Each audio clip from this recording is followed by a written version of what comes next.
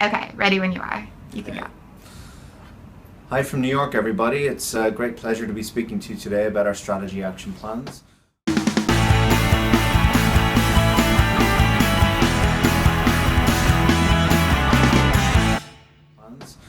When we rolled out our new strategy, IRC 2020, about a year ago, we set out a bold vision for IRC for how we're going to improve the lives of people who are affected by crisis around the world over the coming 5 years.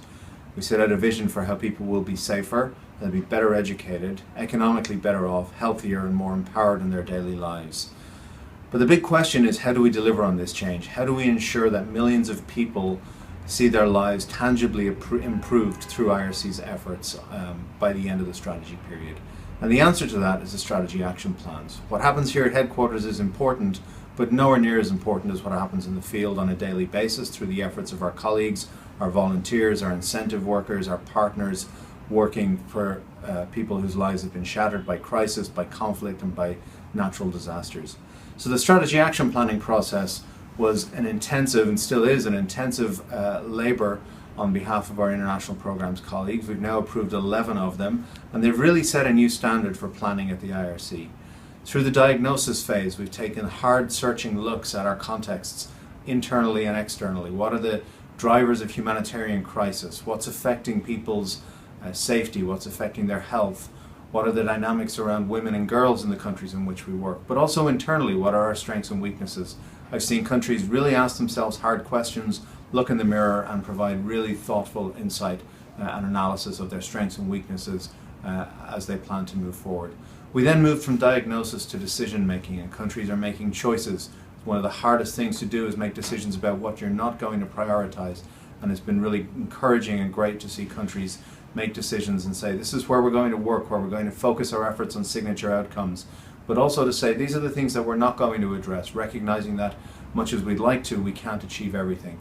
Really, really heartening to see countries prioritize outcomes that are focused on reducing the disparities between women and girls and men and boys as well. By the end of this process, every IRC country program will be making those commitments, which is a huge step forward for us as an organization. We've then moved from decision making to delivery, and in the final part of the SAP, countries have laid out the actions they need to take, the support they need from headquarters to be able to deliver on the commitments they're making for people in the countries in which they work. We're going to work hard at this end to make sure we're able to support countries around that. The SAPs themselves, as I've read through them, really exemplify, I think, the best of IRC. They're thoughtful, they're insightful, they're grounded in an understanding, not just of the dynamics of the places we work, but the lived realities of the people that we serve on a daily basis. People have been challenging themselves, they've been courageous in asking hard questions and making difficult decisions that we're going to follow through on through our business development, our program design, our program delivery and monitoring systems and tools over the coming years.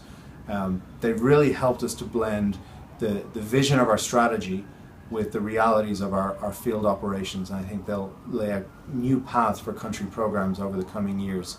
Congratulations to the countries that have already achieved it. For the Tranche 2 countries that are still going on, stick with it. It's only a couple more months and then we'll have a full body of strategy action plans for us, and we look forward to seeing you all here in New York in February, where we'll be able to celebrate success and talk about how we're going to work together to deliver on that.